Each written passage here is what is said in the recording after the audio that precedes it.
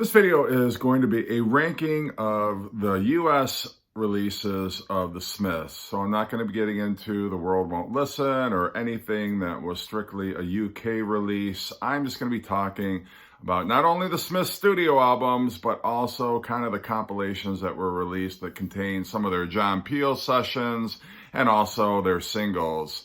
So the Smiths, to me, they always felt like they were the UK version of REM. And I know that's not necessarily a fair comparison, but basically the Smiths were the antithesis of the synth pop that was out at the time. So you had Morrissey on vocals, and he also wrote the lyrics. You had Johnny Marr, who's one of the most brilliant guitarists of the 1980s, bassist Andy Rourke, and drummer Mike Joyce.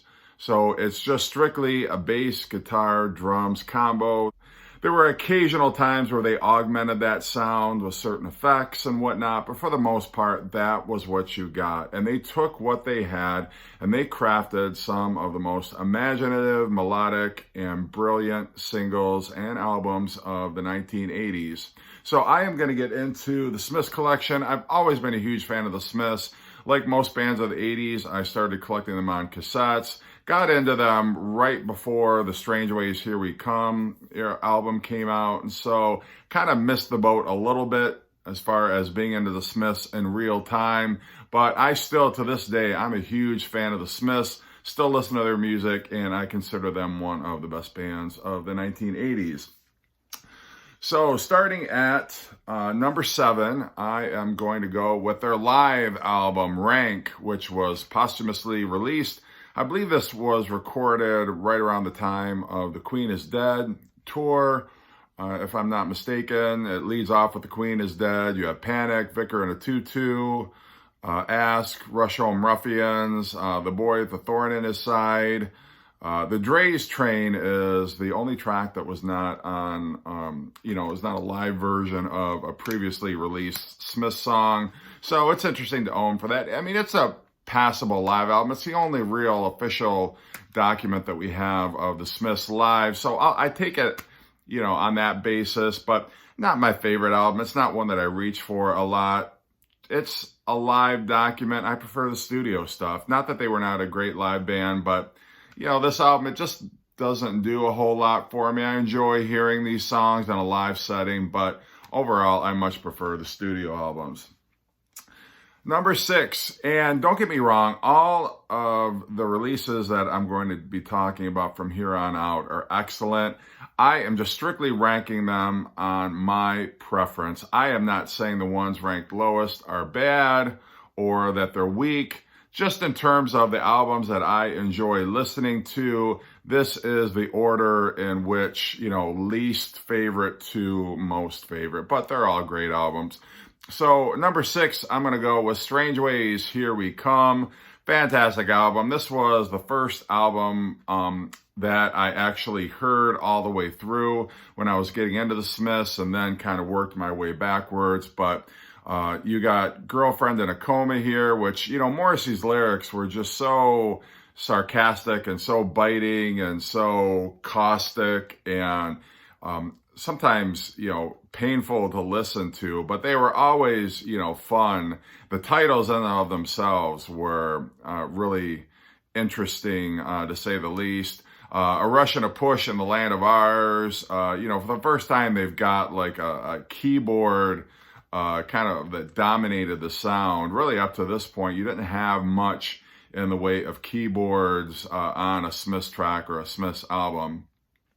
I Started Something I Couldn't Finish is great. Death of a Disco Dancer, that track is fantastic. I just love kind of the interesting guitar plucking or picking at the beginning and then just how it kind of devolves into chaos at the end of the song. Last Night I Dreamt That Somebody Loved Me is one of Morrissey's torch songs that he writes. That he was so well known for. Unhappy Birthday, I play that for my kids on their birthdays no, I'm just kidding, but it's one of those sarcastic, classic Morrissey tracks. Paint a Vulgar Picture, just a great, great album, and I enjoy this one a lot. Number 5 is going to be the Smiths debut album, like this one a lot. You've got Reel Around the Fountain that starts it off. You've got Everything Now, Miserable Lies, almost, it starts out one way and then it kind of breaks into this punk rhythm with Morrissey kind of shrieking in his falsetto. Pretty Girls Make Graves is a great track. The Hand That Rocks the Cradle is fantastic. This Charming Man, I think might have been the Smiths' first single, but it is a fantastic track. Definitely the one that I play for people. Like if you want to get somebody into the Smiths, that's one of the first tracks I think you would play them. Still Ill is great. Hand in Glove, another Smiths classic. What Difference Does It Make? I Don't Owe You Anything. And then Suffer Little Children, which was about the murders of children that happened. I think it might have been in the 60s. I might be wrong, but I know it's got definitely a historical context to it. But great album. Strong first album, but I think they did a lot better with their subsequent albums. Number 4. This was, I think, the second Smiths album that I ever owned. This is Hatful of Hollow. It's a compilation. This has some of their singles, William, It Was Really Nothing, but it also has some cool John Peel tracks on here. What Difference Does It Make? This Charming Man is a John Peel version, which I love the contrast to the studio versions on these. They almost sound like some of the BBC sessions do. They almost sound like they are studio recordings rather than live, but that one is great. You got How Soon Is Now on here, which is classic. Handsome Devil never appeared on a Smith studio album. Same for Accept Yourselves. Both of those are great tracks. Back to the Old House is a great live BBC version. So just a great compilation. I love this album a lot, and I think it is a cool collection. It's actually, I think, 3 compilations, official compilations of the Smiths. This is one of them, but I like it a lot. And one day I'd like to get my hand on a full album of the John Peel sessions, because I think the Smiths really performed those well. Number 3, and this album I think is probably a lot of people's number 1 album, but for me, it's it's good.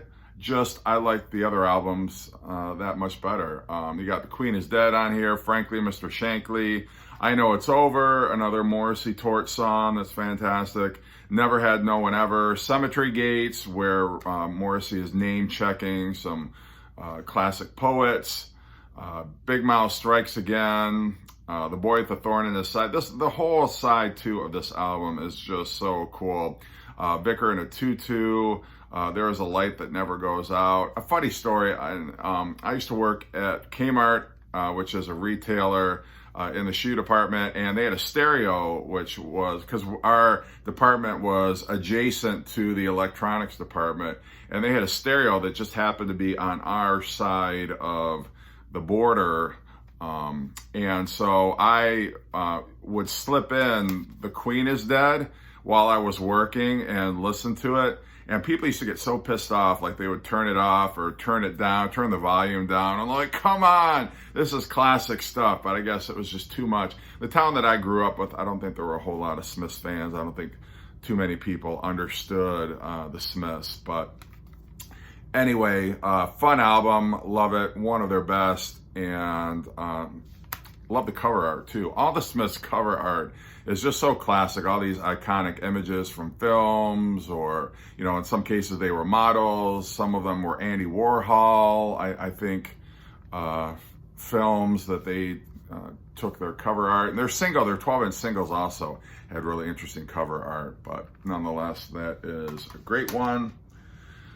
Number 2, I'm going to go with Louder Than Bombs, another compilation. Got mostly singles on here. And this is a double album. So you got 24 tracks on here, and all of them are just great. Is It Really So Strange? Sheila, Take a Bow is great. Shoplifters of the World Unite. Half a Person. Just love that. Panic. London, I used to think, oh, this is really punk rock. And I don't know if that necessarily classify it as that. It's probably the Smiths' most punk sounding track. For sure, but you got the great singles, William, It Was Really Nothing. I Love You, Just Haven't Earned It Yet, Baby. Heaven Knows I'm Miserable Now. Again, another Morrissey, Woe Is Me, Isn't My Life So Pitiful track, but he sings it so well. It's really kind of mope rock, or I don't know what other classifications they give to it other than, new wave alternative, but Morrissey was so convincing when he was singing about those kinds of topics. Oscillate Wildly, one of the few Smiths instrumentals that they released. Back to the Old House, studio version. Stretch Out and Wait. Please, please, please let me get what I want. Just, so typical of the Smiths. Just a classic Smiths track. And Asleep, I think, is kind of a nice little ballad, a piano ballad, but just really awesome album. And my favorite of all time, and if you saw my New Wave episode of the 80s, you know what it is. Meat is Murder. From the opening track, The Headmaster Ritual, which I've seen Radiohead do a very cool cover version of. Love this. Rush Home Ruffians, I Want the One I Can't Have. Again, another Morrissey pouring out his heart, sharing his suffering. What She Said. That Joke Isn't Funny Anymore is such a great track. I love that track growing up. It was my favorite track on this album. It's just, again, one of these Morrissey singing about his broken heart and how miserable he is, and isn't life so unfair, and how can people be so happy when I'm so miserable kind of sentiment. How Soon is now one of the most classic 80s new wave tracks, one of the greatest alternative tracks of all time, and it just really typified who the Smiths were and what they were all about. Nowhere Fast, Well, I Wonder is great. Barbarism Begins at Home, and Meat is Murder, kind of their manifesto about vegetarianism. So classic album. This would be the place to start if you want to get into the Smiths.